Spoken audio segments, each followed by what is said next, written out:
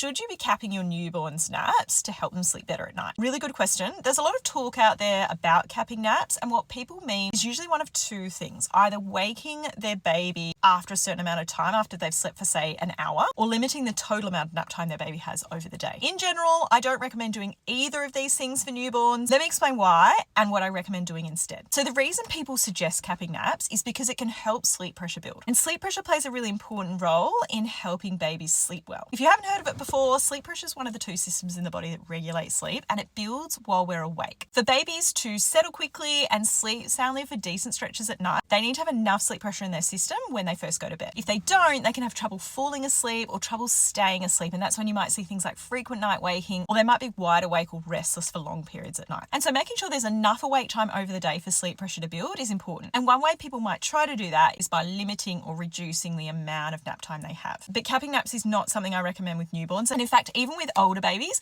I only recommend capping naps in a couple of specific situations. Instead, what I recommend is approaching naps in a way that naturally supports the build-up of sleep pressure over the day. And you can do this by doing a couple of things. Firstly, keeping the nap environment natural. So having your baby nap in daylight, ideally in the same room as you, with daytime noises if you're home, or napping in the pram or the stroller or in the carrier or in your arms if you're out and about. That way, the light and the sound and the movement is more likely to naturally rouse your baby when they're ready. And ignore advice to put them in a dark room with white noise for naps, because that can actually encourage them to have more sleep than they naturally need and make it harder for sleep pressure to build, and you don't want that. The other thing I recommend is letting naps end naturally. So getting them up when they wake and just getting on with the day, rather than putting a lot of effort into resettling them or doing things to try and keep them asleep. And you don't need to be trying to make every nap as long as possible. We have to remember that sleep needs are finite. There's only so much sleep a baby needs in a 24-hour period. So the more they sleep during the day, the less they're going to need at night. And it doesn't matter if your baby's having short naps or lots of little naps, or naps look different from day to day, or they look different to other babies you know. There's a really wide range of normal when it comes to baby sleep needs and sleep patterns. Every baby's different, and naps are only part of the equation too. There are a number of other things you can do to support the natural build-up of sleep pressure over the day and help support a more restful and predictable sleep pattern in general. This is what I teach in my Baby Sleep Unlocked course. So if you have a newborn and you're keen to set yourself up to support great sleep and have a smoother journey in the weeks and months ahead, definitely check it out.